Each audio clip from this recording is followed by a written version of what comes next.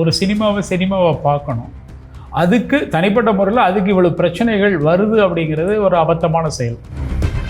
Sensor போர்ட்ல ஏன் இந்த படத்தை தடுத்து நிறுத்தினாங்க அப்படின்னு சொல்கிறாங்க. அந்த படம் வந்து அப்படியா இருக்கிறதா அப்படின்னு கேட்டால் தெரியல. அந்த மாதிரி இருக்கிற மாதிரி நமக்கு தெரியல. ஏன்னா ஒரு தெலுங்கு படத்துலேருந்து ரீமேக் ஆயிருக்கு. அந்த படத்துக்கு விருதுகளும் வழங்கப்பட்டிருக்காங்க. சரி, அவருக்கு ஒரு பெரிய மாசு இருக்குது, அதை அவர் பயன்படுத்த ஒரு படம் எடுத்துட்டார். அந்த படத்தை விட்டுருக்கலாம், அது சாதாரணமாக கூட போய் இருக்கலாம், எப்படி வேணாலும் ஆயிருக்கலாம். இப்போ அதை பெரிதாக்கி இருக்கிறார்கள் அதனுடைய வெளியீட்டை. அதுவும் அதில் ஒரு முரண் இருக்குது. இந்த எதிர்பார்ப்புக்கு ஏற்ற மாதிரி இப்போ ரொம்ப எதிர்பார்ப்பாங்க. அஜித் அவர்களுடைய அந்த விளம்பரம் ஒன்று சமீபத்தில் ரொம்ப வைரல் ஆச்சு, நீங்கள் பார்த்தீங்களா? அது அவர் பிடிச்சா நடிப்பார், இல்லாட்டி வண்டி ஓட்ட போயிடுவார் இல்லையா? இது ஒரு மலையாள டைரக்டர் கொடுத்து அந்த படத்தை நாங்கள் எடுத்து ஆஹா எங்கள்கிட்ட ஒரு நல்ல படம் இருக்குன்னு சொல்கிற அளவுக்கு எவ்வளவு வறட்சியான சினிமாவாக மாறி இருக்குன்றதுக்கு நம்ம கொஞ்சம் வருத்தப்படணும். ஃபர்ஸ்ட்டு சாட் டிக்கெட் நேயர்களுக்கு வணக்கம். அதாவது இன்னைக்கு திருச்செல்வம் சார் கூட நிறைய விஷயங்கள் நம்ம கேட்டு தெரிஞ்சுக்க வேண்டியது இருக்கு. சார் வணக்கம், எப்படி இருக்கீங்க? வணக்கம், நல்லா இருக்கேன். ரொம்ப நல்லா இருக்கேன். நிறைய விஷயங்கள்ல வந்து நிறைய விஷயங்கள் அடங்கி இருக்கு. அதாவது இந்த புது வருஷம் பிறந்திருக்கு. இந்த 2026 எப்படி இருக்கு, அதுல இருந்து ஆரம்பிப்போம். 2026 எப்படி இருக்கு அப்படிங்கிறது வழக்கமா வருஷம் பழைய கழியறதும் புதுசும் வருது. புதுசு வரும்போதே சில பேர் என்ன சொல்லுவாங்க, நல்ல விஷயங்கள்லாம் நடந்தால் அந்த வருஷம் ஃபுல்லாக நல்லா இருக்கும் அப்படின்ட்டு. அப்படி ஒரு சென்டிமெண்ட் இல்லை. பட் என்ன நடந்திருக்கு அப்படின்னு பார்க்கும்போது நிறைய விஷயங்கள் அரசியல் பார்வைகள் நிறைய வந்திருக்கு. இப்போ தமிழ் சினிமாக்களுடைய பிரச்சனைகள் அப்படின்னு ஒரு பிரச்சனையாக நமக்கு தெரியுது. ஆனால் தனி மனிதனுக்கு இது பிரச்சனையானு தெரியல. பொதுவாக சமூக பிரச்சனையாக இருக்குது. ஆனால் அது ஒரு தனி மனிதன்ட்டு தானே ஆரம்பிக்குது. ஸோ கொஞ்சம் பிரச்சனையை மாதிரி ஆரம்பிச்சிருக்கலாம், மேபி அப்படி இருக்கலாம்னு தோணும். ஸோ ஆரம்பம் ஒரு மாதிரி வித்தியாசமான ஒரு ஆரம்பமா இருக்கு. அண்ட் ஃபர்ஸ்ட் நான் பேசணும்னு நினைக்கிற டாபிக் வந்து ஜனநாயகன். ஏன்னா அது ரொம்ப வருஷமா நமக்குள்ள இருந்த ஒரு எதிர்பார்ப்புன்னு கூட சொல்லலாம். கடைசி படம் அப்படின்ற ஒரு சென்டிமெண்ட் நிறைய பேருக்கு இருக்கு. ஏன்னா அந்த படம் தள்ளி போனதுக்கு அப்புறம் ஒரு விதமான சோகமையும் பல பேருக்குல பார்க்க முடியுது. அது வந்து எப்படி இருக்குன்னா, அந்த சோகமெல்லாம் தாண்டி கோவமா மாறிடுச்சு ஒரு கட்டத்துல. நீங்க அதை எப்படி பாக்குறீங்க இந்த சோஷியல் மீடியாவே? இப்போ ஒரு சினிமாவை பார்க்கணும். அதுக்கு தனிப்பட்ட முறையில் அதுக்கு இவ்வளவு பிரச்சனைகள் வருது அப்படிங்கிறது ஒரு அபத்தமான செயல்.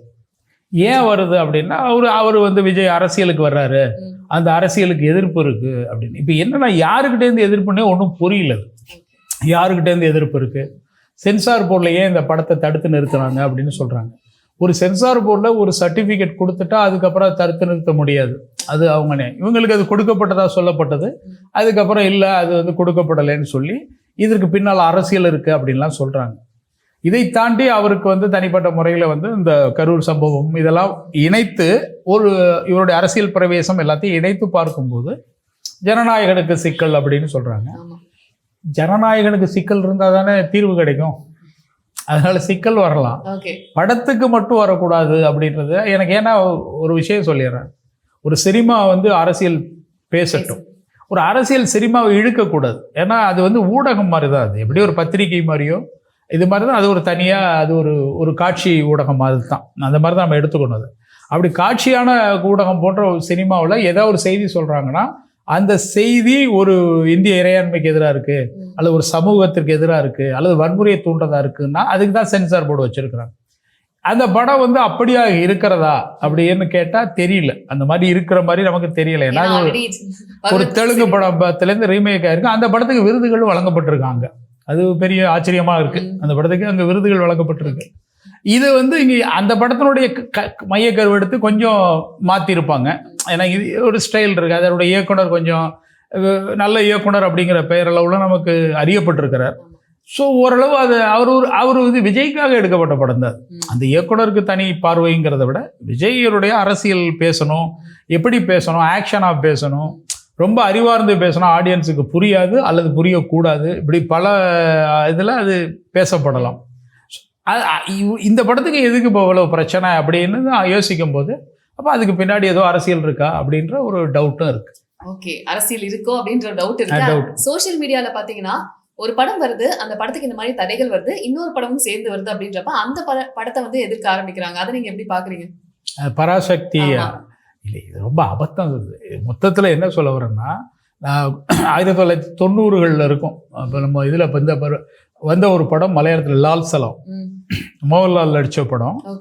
அந்த படம் வந்து முழுக்க பேசுவது நல்ல கம்யூனிஸ்டுகளுக்கு அங்கே எவ்வளவு எதிர்ப்புகளும் அவங்களுடைய சித்தாந்த கொள்கைகளில் ஏற்படுத்துகிற வன்முறையும் எவ்வளவுன்னு சொல்லி ஒரு படம் எடுக்கிறாங்க. அதாவது கம்யூனிஸ்டுக்கு எதிரி கம்யூனிஸ்டுங்கிற மாதிரி அந்த படம் சொல்லும். நீ கம்யூனிஸ்ட் சொல்றவன் ஒருத்தன், கம்யூனிஸ்ட் உறுப்பினராக இருக்கிறது முக்கியம் இல்லை, கம்யூனிஸ்டா வாழ்றது முக்கியம். இதை சொல்ற படம் தான் அது. அந்த படம் எடுக்கப்பட்ட வருடத்தினுடைய முதல்வர் அங்கே யார் தெரியுமா? ஈகே நாயனார், கம்யூனிஸ்டினுடைய முதல்வர். அந்த படத்துல ஃபர்ஸ்ட் தேங்க்ஸ் யாருக்கு போறாங்க தெரியுமா? ஈகே நாயனார். ஆனா அந்த விஷயங்களை எதிர்த்தும் பேசப்படுற ஒரு படமா, எதிர்த்தே பேசல, உள்ளதை பேசுது. அவர் ஆமா இதை பேசுங்கன்னு அங்க உள்ள முதல்வர் சொல்றாரு. அப்போ அந்த சினிமாவை அவர்கள் பார்த்த பார்வை என்ன ஒரு அறத்தோட இருக்கு. இன்னைக்கு எல்லா மட்டத்திலும் சினிமாவை தமிழகத்துல எவ்வளவு மோசமா ஹேண்டில் பண்றாங்கன்றதுக்கு வித்தியாசத்துக்கு சொல்ல வர டெமோக்ரஸி இருக்கு. ஆமா, டெமோக்ரஸி இருக்கு. இன்றளவும் நீங்க அங்க பேசலாம். அங்க அரசியல்ல வந்து இங்க நம்ம ஊர்ல பாத்தீங்களா, அரசியல் படம் எடுத்தா தீகாசா கட்சி பூகாசா கட்சி அங்க அப்படியே காட்டுவாங்க. காங்கிரஸ்னா காங்கிரஸ், கம்யூனிஸ்ட்னா கம்யூனிஸ்ட். அதாவது தமிழ்நாட்டில் வந்து முழுக்க முழுக்க இந்த சிந்தனை வளர உடனே கல் எடுத்த ஒருத்த மேலே எரியிறது. இவன் போய் வீட்டில் கஞ்சி குடிக்கணும். இந்த எரியவன் இருக்கான் பாருங்க, அவன் போய் வீட்டில் கஷ்டப்படணும், கஞ்சி குடிக்கணும், நாளைக்கு பொழப்ப பார்க்கணும். ஆனால் அவனை எப்படி அரசியல் படுத்தியிருக்கு? இதுதான் அரசியல் படுத்துதல். அவனை எப்படி அரசியல் படுத்துறாங்கன்னா, வன்முறையாளனாக தங்களுடைய அடியாட்களாக அந்த அதிகார மட்டத்தில் இருக்கிறவங்க, ஆளும் வர்க்கத்தில் இருக்கிறவங்களோ, எதிரணியாக இருக்கிறவங்களோ, எல்லா அரசியல் கட்சிகளுமே அவங்கள பயன்படுத்துறாங்க.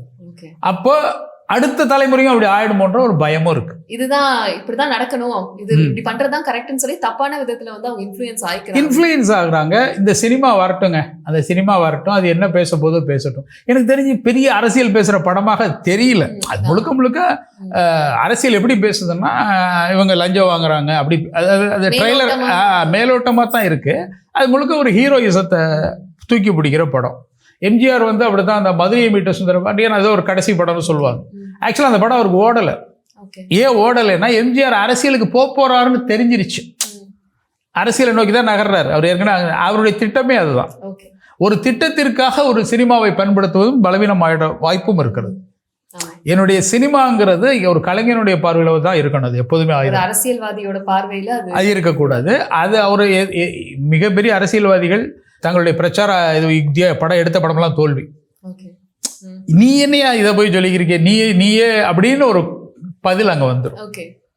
அதனாலதான் அது அது ஆனா அவங்க என்ன பண்ணுவாங்க, ஒரு படம் எடுத்து விடுவோம். இப்ப எனக்கு 10,000 கோடி சொத்து இருக்குங்க, ஒரு அரசியல்ல சம்பாரிச்சிட்டாரு, திருமண பக்கம்லாம் ஒரு இடம் அப்படிம்பாங்க. அவர் வந்து சொத்துக்கு கஷ்டப்படுறவரா, அவர் வீட்டு பிள்ளைய நடிக்க வச்சா என்ன ஆகும்? ஏன் ஆகும்? இப்போ வந்து நான் வந்து அவரை அப்படி நடிக்க வச்சிடறேங்க, இவரை இப்படி கொண்டு வந்துடுறேன், அடுத்த அப்படி சொல்ல முடியாது. மக்கள் எளிய மனிதனாக இருந்து கதை சொல்லணும். அரசியலுக்கு போறதுக்கு முன்னாடி விஜய் இந்த படத்தை முடிச்சது அப்போ அனௌன்ஸ் பண்ணணும், இங்கே நான் ஸ்டாப் பண்ணிட்டேன். அப்போ ஒரு பெரும் எழுச்சியா அது வந்திருக்கலாம். சரி, அவருக்கு ஒரு பெரிய மாசு இருக்கு, அதை அவர் பயன்படுத்த ஒரு படம் எடுத்துட்டார்.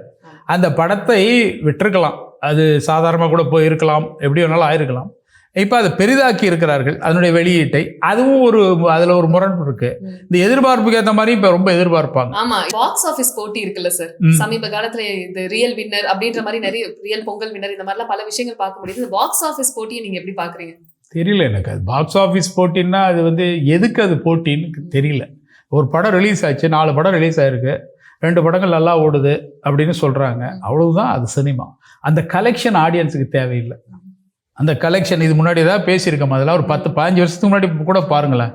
இது எல்லாம் சோஷியல் மீடியாவுக்கு அப்புறம் தான் எல்லாரும் இதெல்லாம் பேச ஆரம்பித்தாங்க. இவருக்கு இந்த ஃபர்ஸ்ட் நாள் கலெக்ஷன், அதில் நிறைய பொய்களை வேற சொல்கிறாங்க. அவர் சொல்கிறது பொய்ன்னு இன்னொருத்தர் சொல்கிறார். அப்போ எல்லாமே வந்து தேவையற்றதாக இருக்கிறது. ஒரு சினிமாவுக்கு நன்றி கூறுதல் அப்படிங்கிறது அபத்தமாக இருக்குது. இது ஒரு அபத்தம். அப்புறம் சக்ஸஸ் மீட்டு, அது ஒரு ஹோட்டல், அது ஒரு செலவு. அந்த ப்ரொடியூசருமா அழுதுகிட்டே பண்ணிட்டு இருப்பாரு, அவருக்கு தான் தெரியும். அது அவர் அடுத்த படம் கால் ஷீட் வாங்கணும், இந்த மாதிரியான சிக்கல்கள் இருக்கும். ஆனால் சினிமா வடிவத்தை மிக மோசமாக்கி இருக்குது தமிழகம். தமிழ்நாட்டில் உள்ள படைப்பாளிகளாக இருக்கட்டும், ஒரு படைப்பாளின்னு சொல்லக்கூடாது அவங்கள, அவங்க நல்ல சினிமா எடுக்க போராடுறாங்க. நல்ல சினிமா எதுன்னு தெரியாமல் போயிட்டுருக்கு. இது மாறணும். அரசியல்ங்கிறது கொஞ்சம் தள்ளி நிற்கணும், சினிமாங்கிறது தள்ளி இருக்கணும், அவ்வளோதான். அஜித் அவர்களுடைய அந்த விளம்பரம் ஒன்று சமீபத்துல ரொம்ப வைரல் ஆச்சு, நீங்க பாத்தீங்களா அது? ஆமாம், அது நான் ரொம்ப அது பார்க்கல. அது பற்றிய பேச்சுகள் இப்போ நீங்கள் உட்பட சொல்கிறதுனால தெரியுது. சொல்லுங்க. ஓகே. இப்ப என்னன்னா, அது அவர் வந்து பண்ணதுக்கு அப்புறம் வந்து ஃபேன்ஸ் மத்தியிலே நிறைய விமர்சனங்கள் இருந்தது. அவங்க யாருமே எதிர்பார்க்கல இந்த மாதிரி ஒரு ஆட் திடீர்னு வரும். ஏன்னா அவர்கள் நம்ம ரொம்ப வருஷத்துக்கு முன்னாடி தான் அந்த சன்ரைஸ் ஆட் அந்த மாதிரிலாம் பார்த்துட்டு இருந்தோம். திடீர்னு இந்த மாதிரி ஒரு ஆட்ல பார்த்தோம்னா எல்லாருக்கும் ஒரு ஷாக்கிங்கா இருந்தது. சோ நீங்க இதை எப்படி பாக்குறீங்க? இல்லை, நீங்கள் அஜித்துக்கிட்ட இருந்து என்ன எதிர்பார்க்குறாங்க தமிழ்நாட்டில், அதை சொல்லுங்க பார்ப்போம். அஜித்துங்கிறவர் ஒரு நடிகர். அவர் பிடிச்சா நடிப்பார், இல்லாட்டி வண்டி ஓட்ட போயிடுவார் இல்லையா? அவர் என்ன எப்படி பிரிச்சுக்கிறாரு வாழ்க்கையை பாருங்க. ஒருத்தர் வந்து நான் வந்து உங்களுக்கு ஸ்க்ரீனில் அப்பியர் ஆகிறேன், எனக்கு பல கோடிகள் கிடைக்கிது, அதோட உங்களுக்கும் எனக்குமான தொடர்பு அதோட வச்சுக்கோங்க, குடும்பத்தை பாருங்கன்றாரு. அஜித் வந்து ஏன் இப்படி பண்ணிட்டார், இதில் என்ன உங்களுக்கு பிரச்சனைங்கிற? அஜித் காசுக்கு பண்ணியிருப்பார், சும்மாவா பண்ணுவார் அவருக்கு வந்து ஒரு படத்தில் இங்கே நடிக்கும்போது பல கோடிகள் கிடைக்குது. அவர் வந்து அதை குறைச்சிக்கிட்டு இப்போ ரேஸ் ஓட்டுறாரு. இந்த சமூகத்துக்கு என்னங்க இதை பற்றி, இதில் இந்த சமூகத்துக்கு என்னங்க இருக்குது? நீங்கள் ஏன் இதை பெருசாக்குறாங்க அவங்க? எனக்கு அது புரியல. அவர் விளம்பர படத்தில் நடிக்கிறாரு, அவருக்கு காசு வேணும்.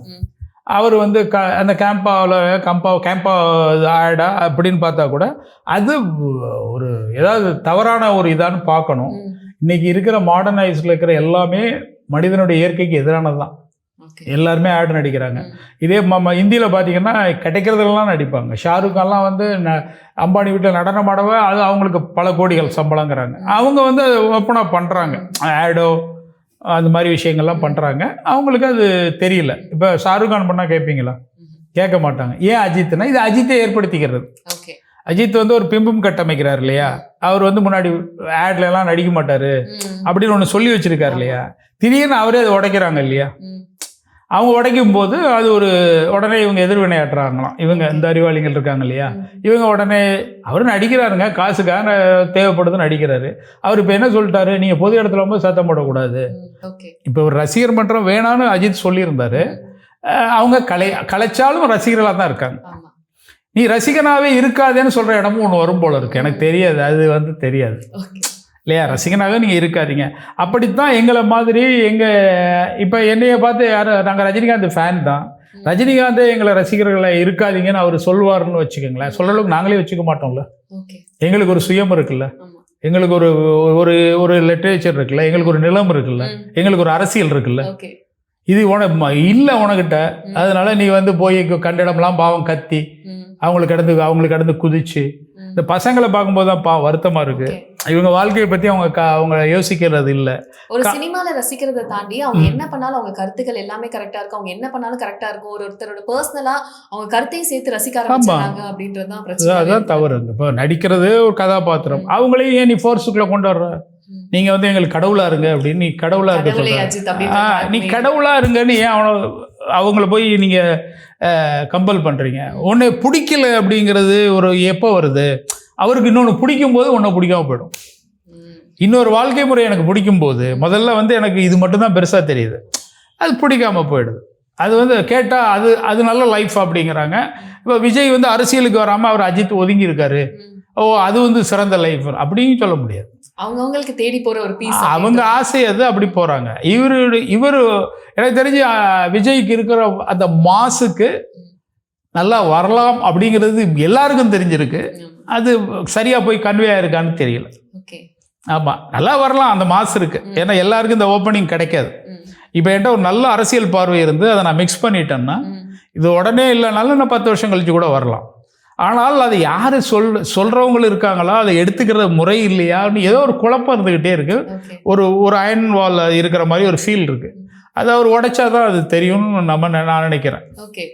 இந்த டைம்ல பொங்கல்ல பாத்தீங்கன்னா சர்ப்ரைஸா ஒரு பொங்கல் வின்னர் வந்து வந்தாரு. அதாவது டிடிடின்னு ஒரு படம் வந்தது, தலைவன் தம்பி தலைமையில அப்படின்னு சொல்லிட்டு. எந்த எதிர்பார்ப்புமே இல்ல, கடைசியில பார்த்தா எல்லாருக்கும் பிடித்தமான ஒரு படமா மாறிடுச்சு. அப்ப வித்தியாசமான ஒரு படம் வந்தா அங்கீகரிக்கவும் செய்யறாங்க மக்கள். அது யாருக்குமே எதிர்பார்ப்பும் இல்லை. அந்த படம் வரதுக்கு முன்னாடி வேர்ட் ஆஃப் மவுத்ல ஸ்ப்ரெட் ஆன ஒரு படமா இருக்கு.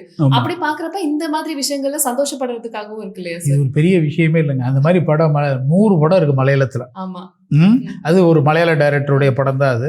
அவர் தமிழ்ல பார்த்தீங்கன்னா 100-150 படங்கள் இருக்கு. நீங்க பசில் ஜோசப் படத்தை எடுத்து பார்த்தீங்கன்னா முக்கால்வாசி படம் பயங்கர என்டர்டைனிங்காகவும் ஜாலியாகவும் எளிய மக்களுடைய லைஃபை சொல்ற படமாகவும் இருக்கும்.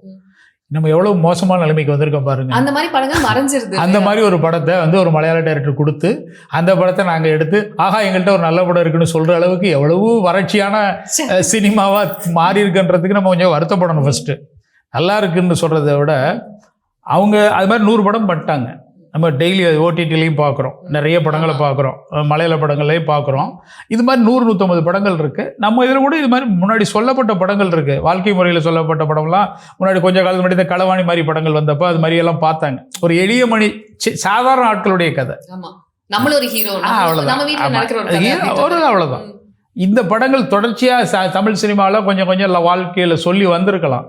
அது வரவிடாமல் ஆக்குறது யாருன்னே தெரியல. அது அந்த மாதிரி கதைகள் சொல்லி, ஆனால் முழுமையாக யாருமே இல்லை.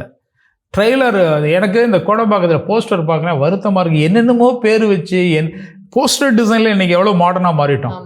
அதான் 4 தலை போட்டு அவர் ப்ரொடியூசர் அவர் நிற்கிறது. ஒன்று ப்ரொடியூசர் ஹீரோவாக இருப்பார், இல்லை ப்ரொடியூசர் பையன் ஹீரோவாக இருப்பார். அப்படியே இந்த இதை மெட்ரோ பாலத்தை நாசம் பண்ணுறதுன்னு நான் போன வாட்டி சொன்னேன். அது பண்ணிக்கிட்டு இருக்காங்க அந்த மெட்ரோ போஸ்ட். இதுதான் நம்ம படம்னா அங்கே கடந்து போகிற வேற்று மாநிலக்காரன் பார்த்தான்னா ஒரு மாதிரியாக இருக்கும். தமிழ் சினிமா பற்றி ஒரு உயரம் இருந்தது. இப்போ சமீபத்தில் அது ரொம்ப மோசமாக இருக்கு. ஓகே, ஆனா இந்த மாதிரி படத்தை தான் எதிர்பார்க்கறாங்க மக்கள் அப்படின்ற ஒரு விஷயம் இருக்கு. ஆனா கொண்டாட தவறிடுறாங்க இல்லையா நிறைய இடங்கள்ல. இப்போ வெகு சில படங்கள் தான் வந்து நம்மளால பார்க்கவே முடியுது, நிறைய படங்கள் மறைஞ்சு போயிருது. அந்த விஷயங்கள் நீங்க நோட்டீஸ் பண்ணீங்க? கொண்டாட தவறப்படலையே. இப்போ சிறைன்ற படம் பார்த்துருக்காங்க, இப்போ நீங்க சொல்ற அந்த ட்ரிபிள் டிங்கிற படம் பார்த்துருக்காங்க. இது வந்து பார்த்துருக்காங்க. ஆனால் என்னன்னா தியேட்டர்ஸ் கிடைக்கிறதுல சிக்கல் இருக்குன்றாங்க. கொஞ்ச நாளைக்கு அந்த படத்தை ஓட்டி அந்த மவுத் டாக்குன்னு இன்க்ரீஸ் ஆகணும். விளம்பரத்தினால மட்டும் அவங்க வரமாட்டாங்க. அந்த வாய்ப்பு இருக்குது. முன்னாடி அதற்கான வாய்ப்பு இருந்தது, இப்போ சிறிய படங்களுக்கு அந்த வாய்ப்பு இல்லை. அதுவும் ஒரு காரணங்கிறது சொல்கிறாங்க. ஓகே, முக்கியமாக இந்த ஃபேன்ஸ்குள்ள இருக்க அந்த சண்டைகள், ஹீரோ வர்ஷிப் தான் இந்த மாதிரி படங்களுக்கு தடையாக இருக்கும் இல்லையா? எல்லாரும் ஹீரோ வர்ஷிப் தான். நாங்கள்லாம் போய் ஒரு காலத்தில் வந்து இப்போ ரஜினி படம் வரும்போது நம்ம போய் எங்கள் ஊரில் பட்டுக்கோட்டைக்கு ஷோவுக்கு போவோம். லீவு, நான் படித்தது திருச்சினாலும் லீவுக்கு வரும்போது முதல் ஷோவுக்கு உள்ள படம் ஓடிக்கிட்டு இருக்கும். 2வது ஷோவுக்கு அந்த டிக்கெட் கவுண்டர் அப்போல்லாம் பார்த்தீங்கன்னா நேரவாக இருக்கும், பெரிய 2 சவரு கடையில் அதில் அடைச்சி வச்சுருப்பாங்க எங்களையெல்லாம். 3வது ஷோவுக்கு வெளியில் கேட்டுக்கு வெளியில் நின்றுட்டு இருப்பாங்க. அப்போ அந்த படம் 3 மணி நேரம் ஓடி, அடுத்த 3 மணி நேரம் ஓடி, 6 மணி நேரம் கழிச்சா 3வது குரூப் வெயிட் பண்ணும். அப்போது அது நாங்களாம் இப்போ ரஜினியோட ஃபேனு, பயங்கர ரஜினினா இப்போ பயங்கர கொண்டாட்டம். அதே மாதிரியே கமல் ஃபேன் இருப்பாங்க, மற்றவங்க எல்லாருமே இருப்பாங்க. இந்த படத்தை நாங்கள் பார்க்குறதுக்காக அங்கே பட்டுக்கோட்டையில் அப்போ இப்போ இடிச்சிட்டாங்க தியேட்டர், வீரா தியேட்டர்னு ஒன்று இருக்குது. மேலே அப்படி பார்த்தோன்னா இப்படி இருக்கும் பார்வை. ஏன்னா ஒருத்தன் அப்படி அழுத்திருப்பான், ஒருத்தன் இப்படி இருக்கும் மூஞ்சி, அது திருப்ப முடியாது ரொம்ப நேரம். அவன் மூஞ்சி அப்புறம் வேர்க்கும், ஏன்னா ஃபேன் கூட இருக்காது. அந்த டிக்கெட் கவுண்டருக்குள்ளே கையை உரைச்சி இதெல்லாம் தேய்ச்சி எடுத்து அந்த டிக்கெட்டோட வெளியில் வரும்போது ஆமாம். அப்போது அப்படி இருந்தாலும் எங்கள் ஊரில் நாங்கள் இது வரைக்கும் ஒரு போஸ்ட் அடித்து ஓட்டுறது இன்றைக்கி எங்கள் கிராமம் போனீங்கன்னா இருக்கவே இருக்கு. ரசிகர் பண்ணுற போஸ்ட்டே இருக்காது. அவ்வளோ ஃபேன்ஸ் தான். போஸ்ட் அடித்து ஓட்டுறது, அதில் பால் ஊற்றுறது, கட்டையில், இது எதுவுமே பண்ணலாம். கிராமத்தில் தான் சினிமாவை ரொம்ப பண்ண மாட்டாங்க. எங்கள் ஊரில் நீங்கள் பண்ணவே மாட்டாங்க. தஞ்சாவூர் டிஸ்ட்ரிக்டில் நீங்கள் எங்கே எடுத்து பார்த்தாலும் இப்போ இந்த சிட்டிக்குள்ளே ஓட்டுவாங்க. அது கூட ஒரு சின்ன அளவில் இருக்கும். அது இப்போ வந்த கல்ச்சர். ரீசெண்டாக ஒரு 10-15 வருஷத்தில் வந்தது. அதுக்கு முன்னாடி இருக்கவே இருக்குது. நானே சொல்கிறேன், நானே அவ்வளோ பெரிய ஃபேன் தான். எல்லோரும் சேர்ந்து போஸ்ட் அடிப்போமான்னு அந்த எண்ணமே வராது. அதே மாதிரி வந்து அந்த சினிமாவை பார்த்துட்டு வந்துட்டோம்னா அதுக்கப்புறம் அடுத்த ஒரு சினிமா, அவ்வளோதான். இப்போ இதுவே பெரிய இதாக இருந்தாங்க அந்த காலகட்டத்தில். இப்போ முழுக்க வன்மத்தோட அந்த சோசியல் மீடியாவில் யார் ஒருத்தருக்கு இன்னொருத்தருக்கும் போட்டி, இந்த படத்துக்கும் போட்டி, தனி படமாவே பார்க்க மாட்டாங்களோ அப்படின்ற ஒரு கேள்விதான் இருந்தது. ஆமா. இப்போ இன்னொரு கல்ச்சர் ஒன்று இருக்கு, அது மோசமானது. ஐயோ, அது என்னங்க அது, அந்த இது கொண்டாந்துச்சு அந்த டைரக்டர்லாம் இப்போ ஏதோ இது கொடுக்குற மாதிரி இருக்காது. இந்த ரிட்டையர்ட் ஆனவங்களுக்கெல்லாம் இது பண்ண மாதிரி அந்த டைரக்டர் வந்து பேசிக்கிருக்காரு, இந்த படத்தை நான் அப்படி எடுக்கும்போது அப்படின்ட்டு. சரி, ஓகே, அது ஒரு திண்ணை இது மாதிரி இருந்துட்டு போகுது, உரையாடல் மாதிரி. ஆனால் இதுவே சினிமா, நல்ல சினிமா இல்லாமல் நீ ரீரிலீஸ் பண்ணட்டும், அது ரீரிலீஸாகவே வந்துட்டு போகட்டும். அது என்னமோ பெரிய செலிப்ரேஷன் மாதிரியும். இப்போ இந்த நல்ல சினிமா வரணும், சிஸ்டம் ஆஃப் பிஸ்னஸ், அது இது என்னென்னமோ கொண்டு வந்துட்டாங்க. கேட்டால் இந்த எங்களுக்கு தியேட்டர் கிடைக்கல, உனக்கு இது கிடைக்கல. தியேட்டர் கிடைச்சாலுமே ஓடாத படமெல்லாம் நிறைய வச்சுக்கிட்டு அதை ஒரு காரணமாக்கி அதுக்கு அவங்க இன்வெஸ்ட் பண்ணி, இன்றைக்கி ஒரு படம் நான் எடுக்கிறேன், நானே சொந்தமாகவே எடுக்கிறேன்னு வச்சுக்கோங்களேன், அதனுடைய பேட்டர்ன் நான் எப்படி போகணும்னு ஒன்று இருக்குது. இப்போ நான் என்ன மாதிரி ஒரு ஆள் எடுக்க தெரிந்த நபராக இருந்தாலும் தியேட்டருக்கு ஏன் ஆடியன்ஸ் வரணும்னு நினச்சா கூட அதுக்கு ஒரு கமர்ஷியல் கமர்ஷியல் இல்லைல்ல, அதுக்கு ஒரு பியூட்டி, ஒரு அட்ராக்ஷன் நான் கொடுத்தே ஆகணும். அதை வந்து ஒரு சப்போர்ட் வேணும், மீடியா இது சேட்டலைட் சப்போர்ட் இருக்கணும், ஓடிடி சப்போர்ட் இருக்கணும், இன்ஃப்ளூயன்சர் சப்போர்ட். ஆமாம், இன்ஃப்ளூயன்சர் தான் தப்பாக போச்சு. இப்போ இவங்க வந்து என்ன பண்ணிடுறாங்கன்னா பெய்டுன்னு ஒரு மனநிலை கொண்டு வந்துட்டாங்க. இப்போ இவங்க பேசுகிறதெல்லாம் கரெக்டாக தப்பாங்கிற அளவுக்கு ஆகிப்போச்சு. அதுதான் சிக்கலானது. இப்போ இன்ஃப்ளூயன்சர் பண்ணலாம், ஜென்ரலாக சொல்லிட்டு கூட போயிடலாம். ஆனால் நெகட்டிவாக சொல்கிறதுன்னு ஒன்று இருக்குல்ல, நெகட்டிவ் இன்ஃப்ளூயன்சிங். அது அந்த மாதிரி இப்போ ஒரு படத்துக்கு நெகட்டிவா இன்ஃப்ளூயன்ஸ் அது ஆடியன்ஸ் பார்த்துட்டு சொல்லட்டும், நீ எதுக்கு அது சொல்கிற, அது தப்பாயிடும். ஓகே, அவன் பார்க்கட்டுங்க, அவன் போய் பார்க்க போகிறாரு. சும்மாவே இப்போ யாரும் போகிறதில்ல, யாராவது பார்த்துட்டு சொன்னால் தான் போகிறாங்க முக்கால்வாசி பேர்.